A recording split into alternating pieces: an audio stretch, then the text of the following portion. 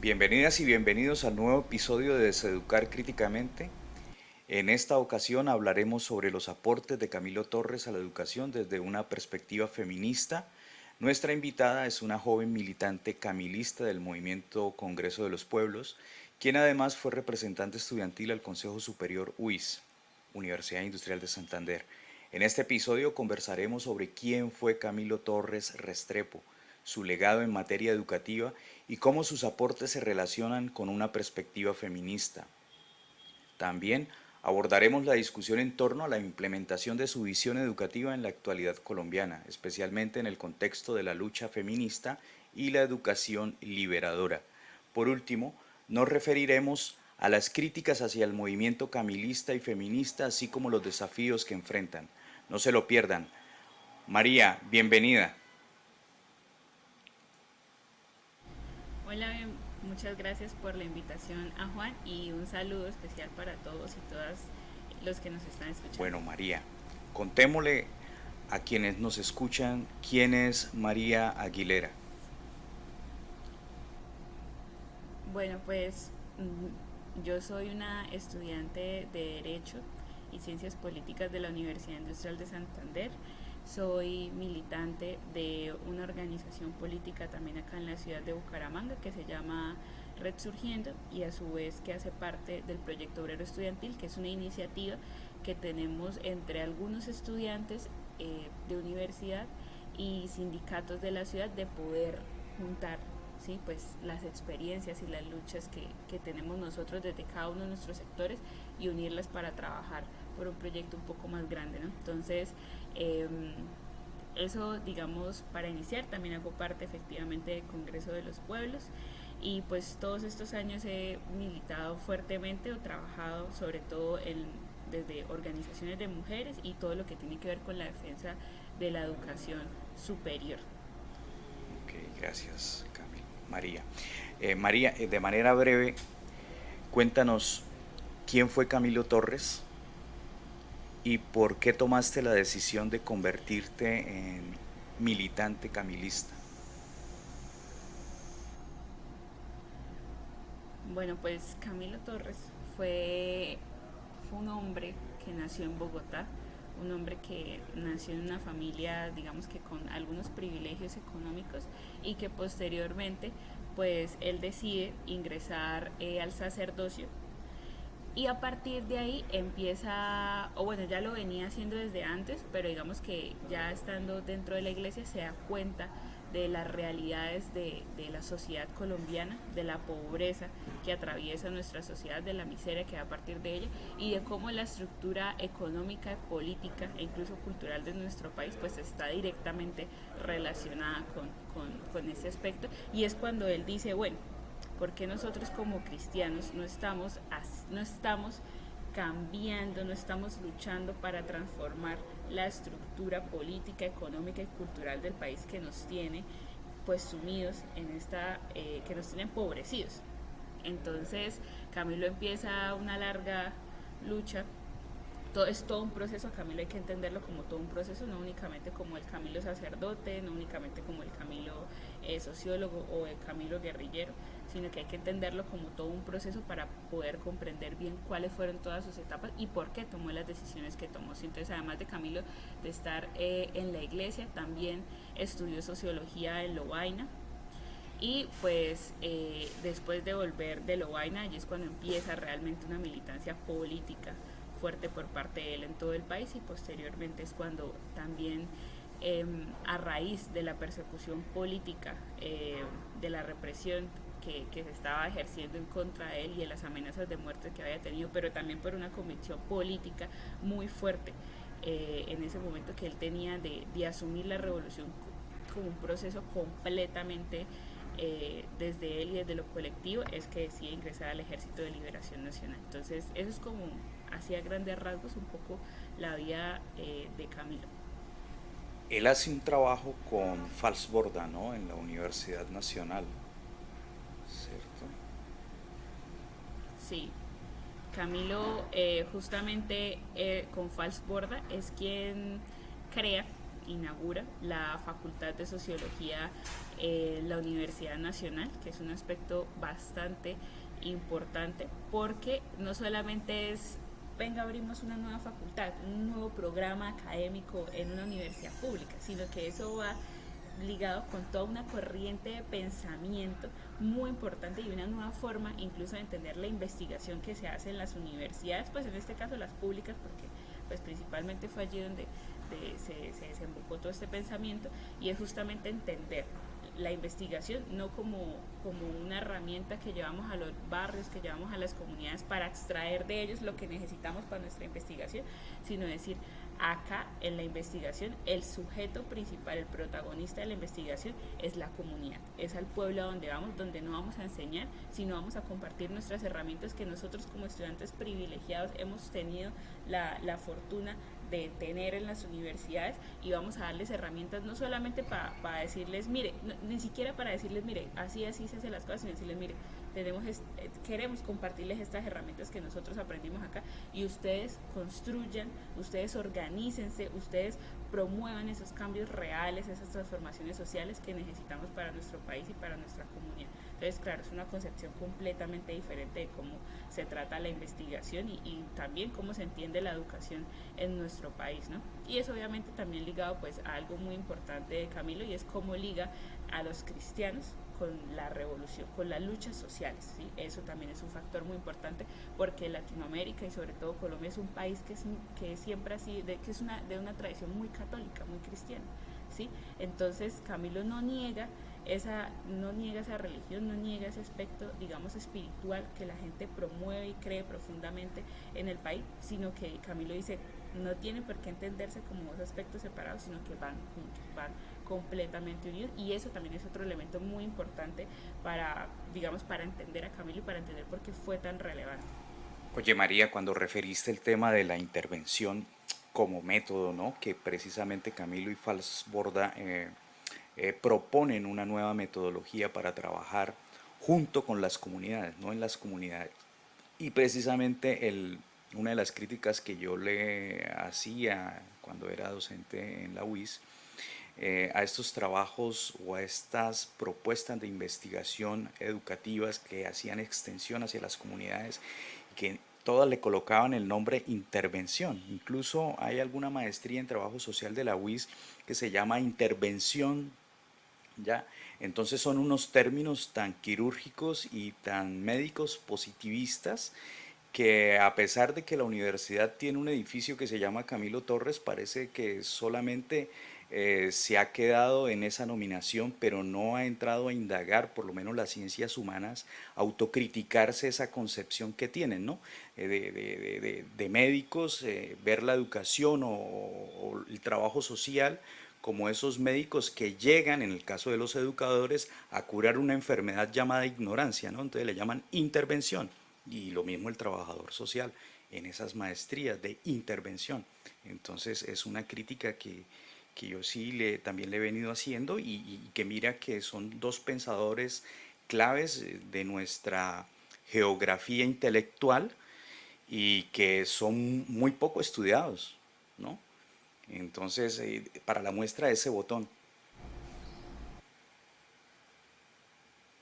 Sí, tal cual. Incluso sobre Camilo dicen que no hay que no hay un libro pues que él haya realizado de donde haya hecho extensa todo su pensamiento. Eso también deviene con, pues para muchos, el asesinato, la muerte prematura de Camilo, pero que definitivamente Camilo dejó muchísimos insumos para poder entender su pensamiento, que está compuesto no solamente de los mensajes que él escribe a los diferentes sectores sociales del país, sino que también se compone incluso de las investigaciones que él alcanzó a hacer, y que también está en los discursos que él, digamos, realizó en muchas universidades, en algunas plazoletas del país, y también porque él fue profesor de sociología ya de la Universidad Nacional, y eso también hace parte del pensamiento de Camilo, ¿sí? Entonces, es muy importante decir que Camilo inicia haciendo una crítica a la academia que no está impregnada de la realidad social, ¿sí? Y que basa sus elementos para desenvolver todo lo que tiene que ver con la educación de elementos foráneos, ¿no? Camilo dice claro, no podemos negar que hay académicos de otros países, de Europa, de Norteamérica, que pues son importantes para nuestras bases teóricas, académicas, para adelantar nuestros estudios, pero él dice, son un referente, ¿sí? O sea, no deben ser lo que a nosotros nos desdoble toda nuestra educación y no pueden ser los únicos que nosotros estudiamos, porque es fundamental entender que acá también se construye pensamiento, que acá también está la práctica que sirve también para estudiarle, para basar pues nuestra educación, y él dice que necesariamente la educación debe estar ligada con los problemas y las necesidades de nuestro país, y que la educación y la investigación que nosotros desarrollemos desde las universidades, porque eso es otra cosa. Camilo habla de los universitarios como unos sujetos privilegiados desde el sentido cultural, desde el elemento cultural, no desde el económico, sino desde el cultural, sí, porque tenemos acceso a otros medios donde la mayoría de la población colombiana no tiene. En esa época, por allá en el 64, en el 65, quienes, o sea, el porcentaje de personas que terminaban sus estudios estaba sobre el 5%, ¿sí? Ese porcentaje yo creo que ha cambiado en estos años, pero él decía, somos unos privilegiados, y yo creo que aún lo somos, ¿sí? Entonces, en ese sentido, Camilo decía, si no tenemos una educación y no tenemos una investigación que le esté aportando directamente a las problemáticas del país, que no esté arrojando elementos para solucionar lo que vivimos diariamente acá, pues entonces no nos está sirviendo de mucho la educación, se está quedando simplemente de puertas para adentro, ¿sí? Y a partir de eso también empiezan pues a desarrollar muchos aportes, pues sobre todo desde el eje de la sociología, que es donde él trabajaba pues con Fals, ¿no? Entonces, yo creo que es muy importante Sí, tener eso en cuenta, ese análisis político que Camilo hacía de la realidad y de claro, los mismos claro. estudiantes. Bueno, Camila, entonces, ¿cuáles son los principales aportes que tú consideras hace Camilo Torres en materia de educación y cómo estos aportes se relacionan con una perspectiva feminista? Yo creo que ya lo primero intentaste, ¿no? Esbozarlo. Bueno, pues definitivamente, de los aportes más importantes que yo señalaría pues de Camilo, y también entendiendo a Camilo nuevamente no como como un sujeto individual, sino como todo un proceso y atravesado por todos los procesos colectivos en los que él aportó e incluso él promovió en sus últimos años, como lo fue el Frente Unido. Pues una de las cosas fundamentales es justamente poder cambiar esa concepción academicista de la academia o la universidad de puertas para adentro, ¿sí? De solamente como o sea, como la universidad como un proceso para fortalecer al individuo, para darle conocimientos técnicos, y para que entonces ese individuo después, cuando sea profesional, simplemente se asuman las estructuras ya vigentes y se asuma dentro del sistema y ya, ¿sí? Él rompe con eso y dice, no, primero, la academia debe estar todo el tiempo conectada con la realidad social. Los estudiantes, los académicos deben estar saliendo continuamente a los barrios más empobrecidos de su ciudad, para empezar por ahí, sí, porque si no salen a conocer, pues se van a quedar en sus laboratorios, en sus aulas de clase. Entonces lo primero es conocer, salir a conocer, y además de eso no salir a conocer en términos de venga, les traemos la información que tienen, venga, los utilizamos como, pues, está feo decirlo, pero así muchas veces así es, como conejillos de indias que sirven para nuestra investigación, para que nosotros obtengamos nuestro doctorado, nuestro posgrado, nuestro pregrado, sino, o sea, asumámonos nosotros también incluso como parte de la comunidad, no para quitarle su vocería o su protagonismo, sino asumámonos como parte de la comunidad para poder entender directamente cuáles son las vivencias y las problemáticas que viven diariamente, ¿sí? Y después de eso, entonces nosotros compartamos nuestro conocimiento, porque Camilo también era muy enfático cuando decía, nosotros tenemos que tener fe en el pueblo, nosotros tenemos que creer en el pueblo, y tenemos que creer que ellos tienen las facultades para poder desarrollar todo un proceso social y para llegar a las transformaciones del país. Entonces, esa fe en el pueblo, en las comunidades, también es muy importante, un aspecto muy importante. No es como los pobrecitos que necesitan ser educados, que necesitan de nuestro conocimiento técnico para salir adelante, sino no, es todo un compartir de saberes mutuo que se debe hacer con las comunidades, y a partir de eso construir organización, proceso conjunto, eso sin caer en la idealización de las comunidades, porque Camilo también es muy enfático en eso, y Camilo dice, hay también que concientizar a la gente, hay que concientizar a las comunidades. ¿Sí? Si nosotros tenemos las herramientas técnicas, porque desde la academia se hacen estudios de cuál es el índice de la pobreza, de por qué en las universidades públicas no entran los estratos 1, 2 y 3 principalmente, sino que está entrando gente que tiene capacidad económica para pagar una universidad privada. Bueno, esos elementos técnicos nosotros, digamos, podemos tener un poco más de fácil acceso a ellos, y eso es lo que tenemos que, que, que que entrar, digamos, a compartir. Cómo es, por ejemplo, y hay que hablarlo directamente, cómo funciona el capitalismo, ¿sí? Que lo explica Marx, que lo explica Engels, ¿sí? Que son, digamos, libros a los que no, ni siquiera se habla comúnmente y a los que la gente comúnmente no tiene acceso, o incluso es difícil muchas veces entenderlos, ¿no? Entonces, explicarle a la gente cuál es por qué vive así como vive, ¿no? Y eso necesariamente se desarrolla con un pensamiento feminista, o con un enfoque de género, porque no podemos entender a las mujeres, para empezar, como un sujeto apartado de todas estas luchas sociales, ¿sí? Camilo lo primero que dice en la carta a las mujeres es que las mujeres también son explotadas por sus patronos, también están atravesadas por diferentes opresiones, explotaciones, y eso las hace estar llamadas a la revolución, porque un pensamiento de Camilo muy marcado y que marcó mucho en el Frente Unido es: todos los explotados, todos los que vienen siendo oprimidos y han sido empobrecidos están llamados a hacer la revolución, y todos aquellos que quieren renunciar a sus privilegios están llamados a ser parte del proceso social, ¿sí? Y en ese sentido las mujeres tienen un papel principal, no un papel secundario, no un papel de su merced es la esposa de tal, su merced es la que lava la ropa de la casa. No, las mujeres tienen un papel fundamental, y él también reconoce que las mujeres tienen una carga muy importante al ser, digamos, pues digamos en esa época un poco más marcado, al ser las que están, digamos, sosteniendo el hogar, ¿sí? Sostienen el hogar y son las que, digamos, bueno, él los marca así, ¿no? Son las que dan ese empujón también para que los procesos revolucionarios avancen. Obviamente varias de esas concepciones, digamos, han cambiado también por la realidad colombiana actual, pero digamos es fundamental entender a las mujeres también como sujetas llamadas a hacer transformaciones sociales, y no simplemente como las que entonces en las organizaciones van y hacen la olla comunitaria, van y cuidan a los niños, van y están así como detrás del escenario, sino que son las protagonistas también como lo son los hombres, y eso entenderlo en términos de unidad, ¿sí? de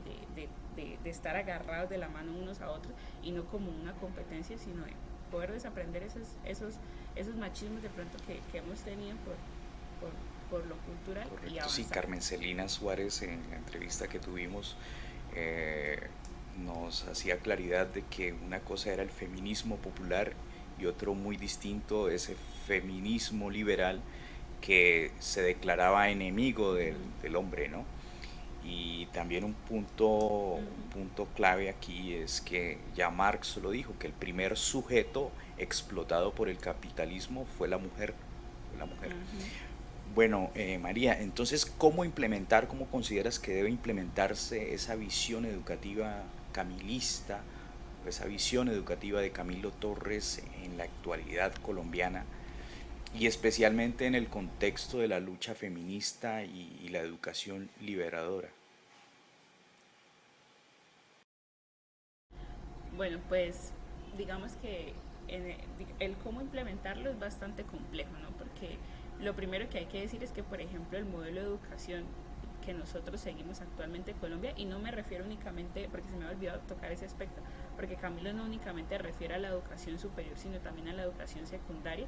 Los modelos de educación que tenemos actualmente no han sido creados por la mayoría de la población colombiana, ¿sí? Sí, Han sido, digamos, han sido unos modelos creados incluso por sí, sujetos externos, foráneos, y por, digamos, las clases dominantes económica y políticamente del país. Entonces es lo primero para decir, porque eso hay que reconocer, o sea, hay que hacer un análisis sobre eso, de dónde vienen las directrices de todo el modelo de educación de nuestro país. Y a partir de eso hay que entender que entonces el modelo de educación también es un elemento en disputa, ¿sí? Y nosotros lo convertimos en un elemento en disputa porque somos conscientes que así no debe ser el modelo de educación que tenemos actualmente, porque a pesar de los aportes que han hecho Camilo, Falsborda, incluso muchas mujeres también desde, pues, desde el feminismo decolonial, desde los feminismos comunitarios, a pesar de los aportes que se han hecho, no son modelos que se están implementando mayoritariamente en las universidades, eso hay que reconocerlo.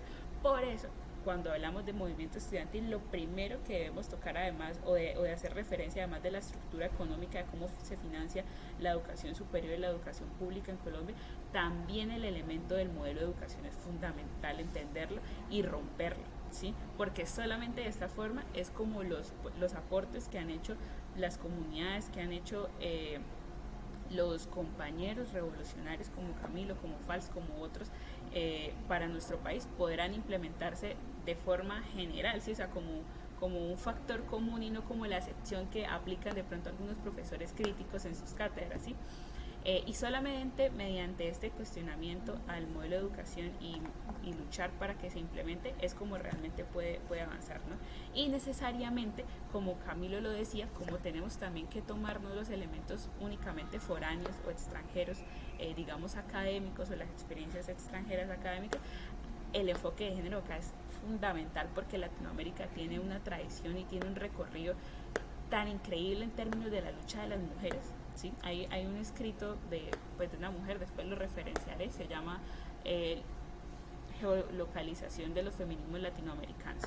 Y aquí ella dice, mire, la historia para las mujeres luchadoras en Latinoamérica es completamente distinta porque nuestras luchas siempre han estado atravesadas, la mayoría de veces, por una militancia dentro de la izquierda, ¿sí? Que en algún punto hay muchas mujeres tuvieron que romperse de esas organizaciones tradicionales de izquierda por esos machismos que había, sí es cierto que crearon sus propias organizaciones, pero que nosotras además de estar pensándonos en el enfoque de género, también estábamos pensando en destruir la estructura capitalista, en destruir la estructura patriarcal, cosas que por ejemplo en las luchas de muchas mujeres, de la mayoría, sí, lo que generalmente se conoce, por ejemplo, las luchas de las mujeres en Norteamérica, pues no estaba tan transversalizado por eso, ¿sí? Y eso es lo que se conoce como feminismo liberal. Pero acá en Latinoamérica, al ser países explotados,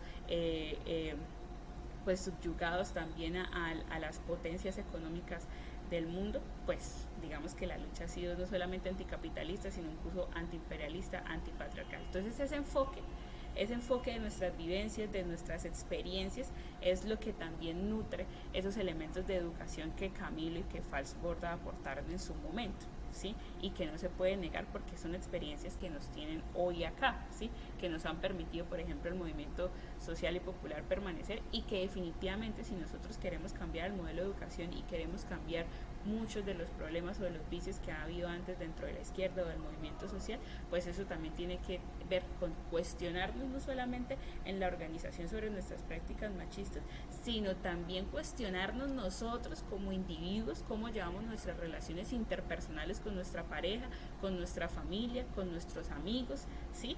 Y el cambiarlo, eso también nos hace revolucionarios, ¿sí? Y eso también debe estar incluido como un elemento fundamental y transversal en la educación, porque yo creo profundamente que pues el tema del feminismo o el tema del género debe ir transversalizado, no puede entenderse como un enfoque totalmente aparte, sino que debe entenderse transversalizado con las demás luchas, con todos los elementos, digamos, de educación. No es suficiente con decir, vamos a poner a una autora mujer para leerla en la clase, no, eso no, o sea, ser mujer no garantiza que yo sea una revolucionaria y que yo sea, y que yo haga parte de la lucha social. Si ese enfoque de género no está acompañado también de un enfoque anticapitalista, de un enfoque que vaya directamente con aportar y trabajar con las comunidades, que no esté incluso transversalizado por un simple sentimiento de solidaridad, de entender que la pobreza no es únicamente que le afecta al otro, sino que también es algo que nos afecta a nosotros directamente. Si el feminismo o el enfoque de género no está transversalizado por esos elementos, no nos va a servir ni en la educación, ni en el movimiento social, ni en la investigación, ni en ningún otro aspecto, ¿sí? Entonces yo creo que esos, digamos, elementos pues son bastante importantes. Camilo también los tocaba al entender la opresión y la explotación de la mujer. Entonces pues sería eso. Oye, Camila, oye, María, mira que eso que acabas tú de decir, eso de que la liberación de la mujer pasa casi que de manera obligada por la superación del capital, ¿sí? Eso es bastante profundo. Y en esa medida, me gustaría, María, que nos dijeras cuáles son las críticas que se le hacen al movimiento camilista y feminista.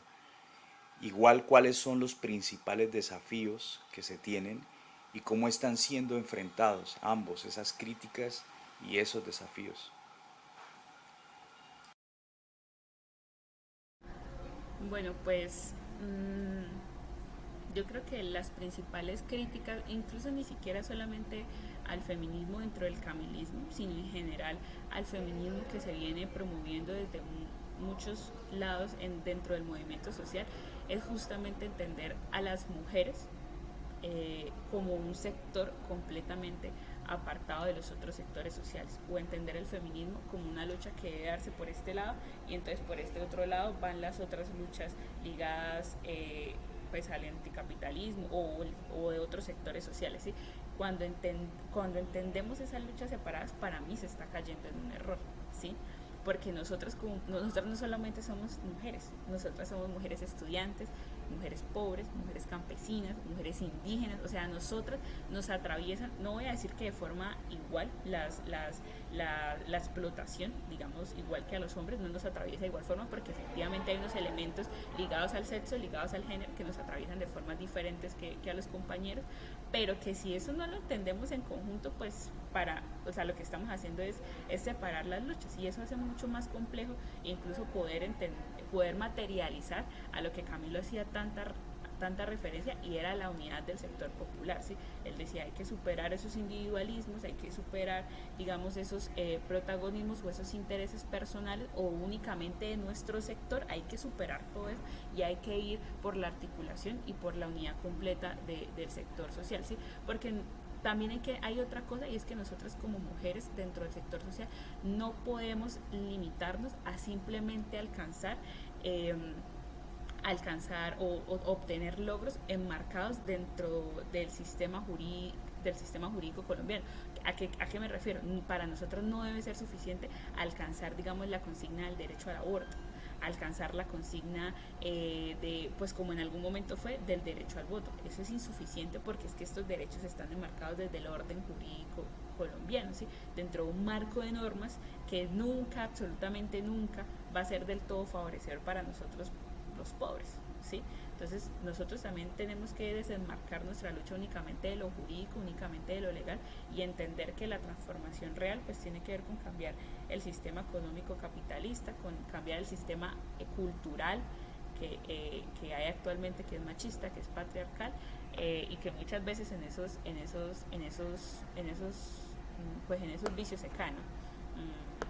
Entonces, yo creo que pues eso es como de las principales críticas que incluso a muchas mujeres dentro del movimiento social, incluso muchas mujeres negras se han alejado actualmente del feminismo. Dicen, nosotras nos reivindicamos como feministas ya porque creemos que se está se está apartando la lucha feminista o se está limitando solamente a verla desde ciertos ejes. Y yo considero que eso es un aporte muy válido, que no quiere decir que nosotros neguemos a las mujeres, no negamos tampoco la explotación que nosotras sufrimos muy diferente a las de los hombres, pero tampoco eso nunca debe acarrear, por ejemplo, negar las luchas de las mujeres trans, de los hombres trans, de la comunidad LGBTI en general, ¿sí? Porque también son explotados como nosotros, ¿sí? Entonces, claro, hay que entender esos elementos diferenciadores que hay a cada uno de nosotros como sujetos, pero que también tenemos que entender que a la hora de organizarnos, pues estamos completamente todos llamados a mover pues la misma bandera que es la liberación del pueblo. Entonces, bueno, creo que no sé si respondí todas las preguntas o solo una parte, pero eso era como un poco lo que tenía en la cabeza. Camila, yo quería preguntar, Camila otra vez.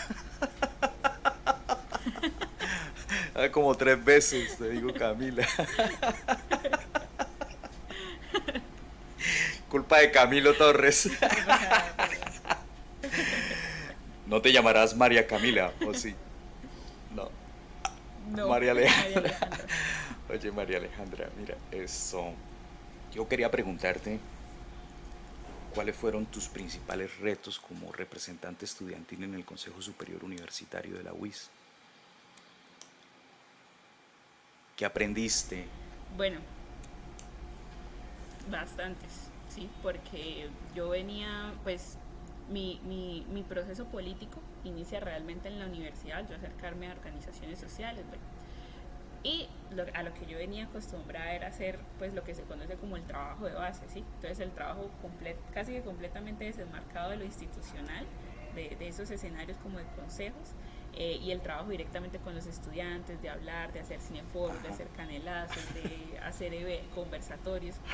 Y claro, cuando pues nosotros ganamos la representación, y con nosotros pues me refiero Sí, pues a todos los sectores que acompañaron esta representación, pues claro, o sea, obviamente, o sea, está la compañía, pero al final el que tiene que ir a los sí. consejos pues es uno, ¿sí? O sea, y fue un choque demasiado fuerte, o sea, para mí fue un choque muy fuerte y muy frustrante porque yo decía, ¿qué carajos estoy haciendo acá?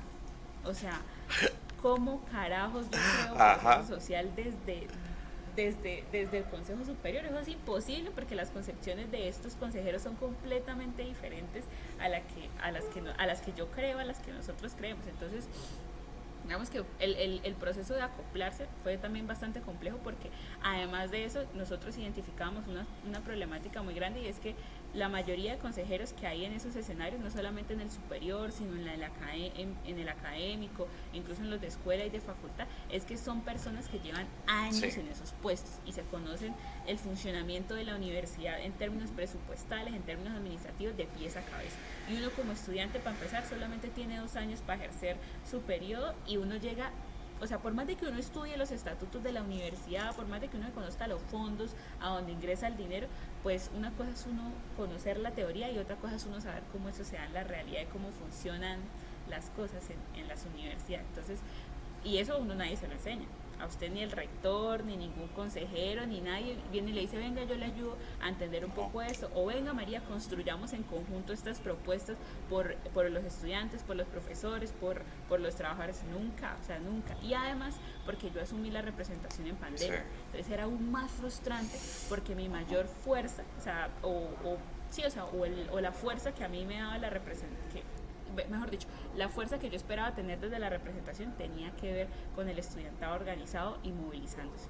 Y al estar en pandemia, ese elemento que para mí era tan fundamental, o sea, se vio completamente truncado.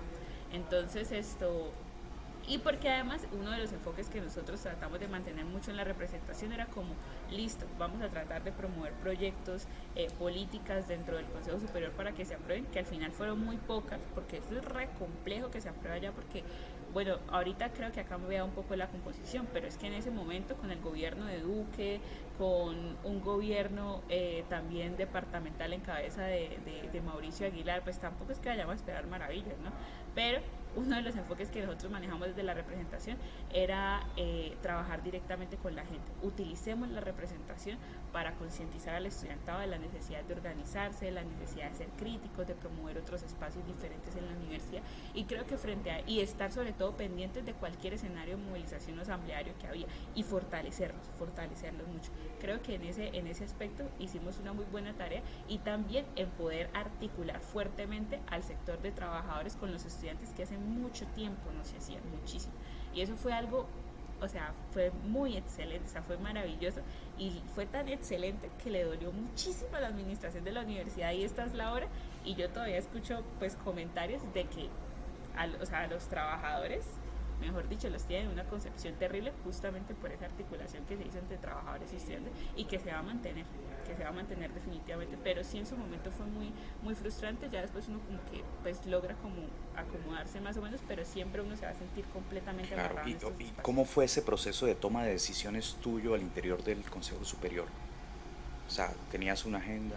Bueno, ¿Cómo? sí, pues igual también hay que entender que, por ejemplo, las agendas del Consejo Superior, normalmente eso se crea, o sea, se formulan, es administración, secretaría, o sea, eso muy pocas veces uno cuando llegaba a proponer un tema era como, bueno, sí, para la siguiente sesión y después para la siguiente sesión, y eso siempre lo terminaban dilatando, a menos de que hubiera un proceso de movilización acompañando, o al menos de que, mejor dicho, se formara la de Troya ahí. Pero, digamos, los procesos de decisiones, pues claro, habían algunas cosas, eso es otro aspecto, que es que a mí, a nosotros, nos llegaba en el orden del día del Consejo Superior una semana antes. Entonces, para yo convocar una asamblea, incluso una reunión de estudiantes, era muchas veces complejo, ¿sí? Entonces, muchas veces, pues uno lo que hacía era recurrir como a las organizaciones estudiantiles, preguntar un poco como qué piensan ellos de X o Y tema. También cuando no era algo directamente con el estudiantado, pues lo que trataba de hacer era acercarme a algunos sectores de profes, a algunos sectores de trabajadores, preguntarles cómo veían la situación. Y también en otros momentos, pues cuando ya había un proceso asambleario o movilización acompañándolo, yo lo que hacía era desdoblar toda la información que llegaba a ese escenario. Yo decía, mire, esto es lo que están diciendo desde la administración, esto es lo que están haciendo desde el Consejo Superior.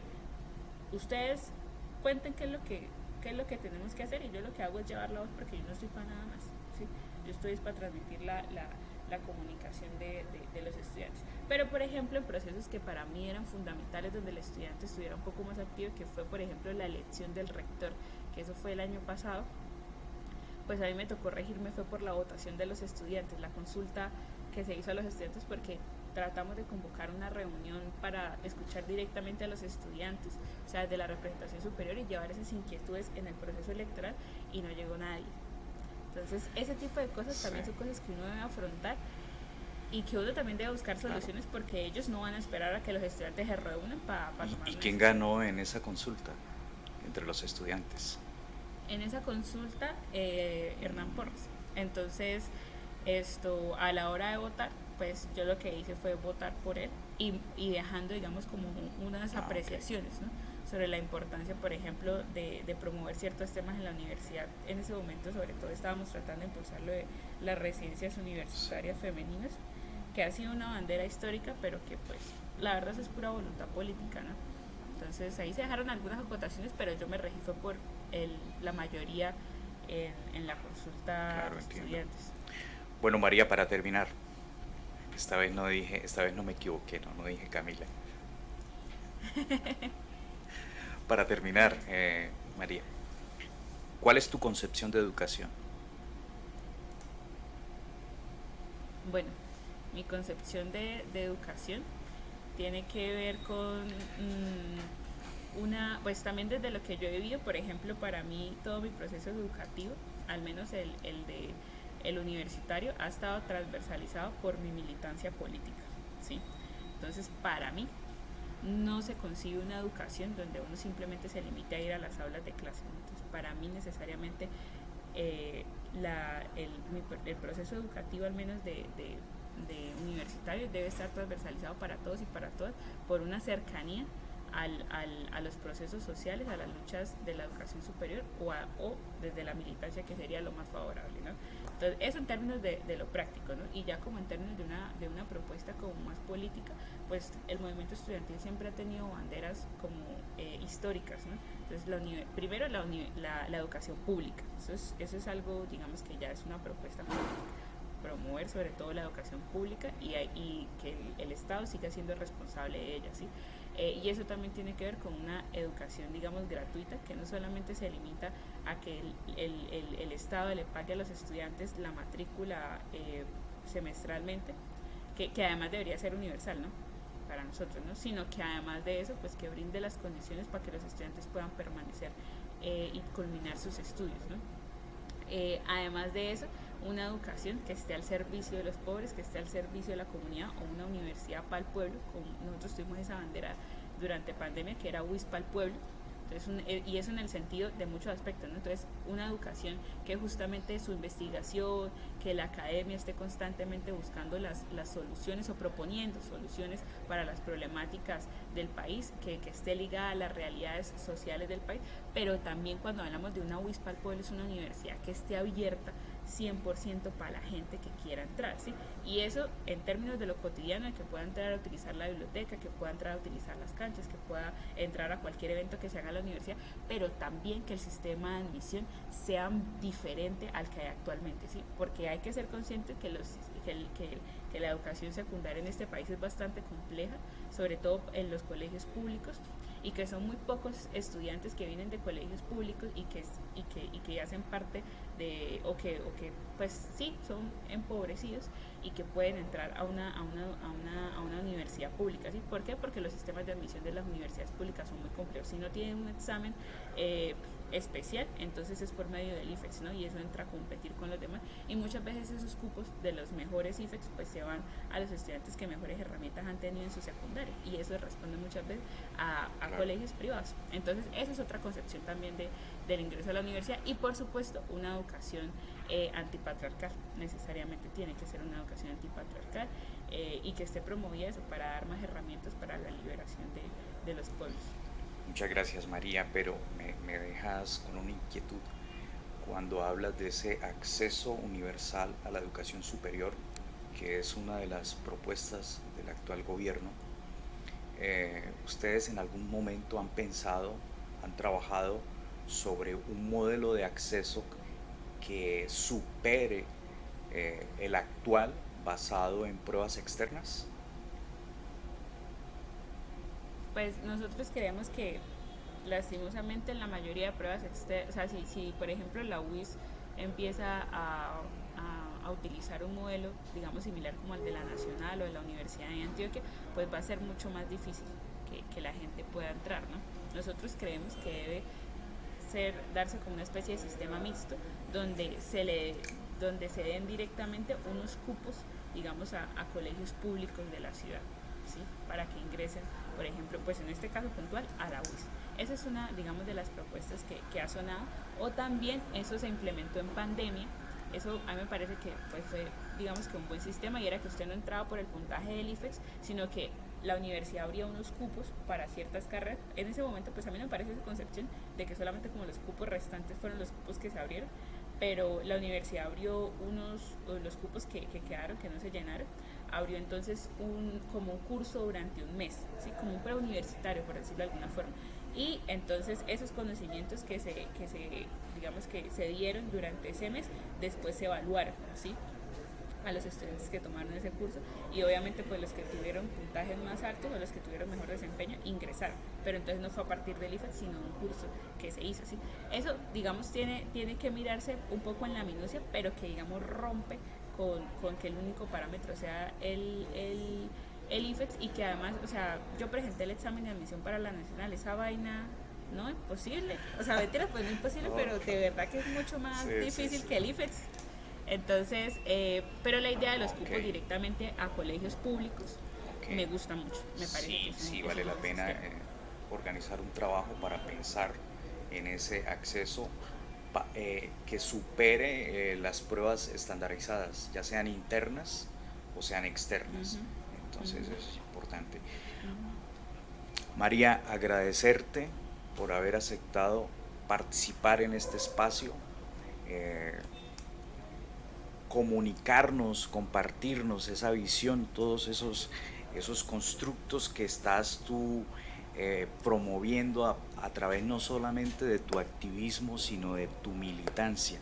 Una militancia activista, pero también un activismo militante y muy prendado de las teorías y muy prendado también ineludiblemente de las organizaciones y de las comunidades, que es lo más importante. Entonces, muchas gracias por acceder a contarnos toda tu historia y también tu experiencia como representante estudiantil ante el Consejo Superior y contarnos esa minucia, ¿no? Y bueno, a las personas que en estos momentos nos siguen, agradecerles por escucharnos. Recuerden que ustedes ahí en la descripción del episodio, es más, pueden ustedes hacer comentarios si están escuchando en Spreaker. Ahí hay un icono que representa los comentarios para que ustedes den clic ahí y nos coloquen sus impresiones, nos las hagan saber. En la descripción ustedes van a encontrar el enlace a nuestra cuenta en Instagram y en Facebook, así como al blog radicaleducacion.blogspot.com. También pueden escribirme al correo electrónico jremolinac@gmail.com. Gracias por escucharnos. Recuerden que pueden encontrar este podcast en Spreaker, Spotify, eBooks, Apple Podcasts, Google Podcasts, y no olviden suscribirse. María, por favor, despídenos. Bueno, muchas gracias a Juan inicialmente por la invitación, por abrirme espacio acá en su programa y pues a todos los que nos están escuchando. Espero que pues de pronto algunas cosas queden como sonando en las cabezas y pues que por supuesto siempre estamos para servir en pro pues de la gente, en pro de las comunidades y eso lo seguiremos haciendo desde todos los escenarios que se nos sea humanamente posibles. Chao, chao.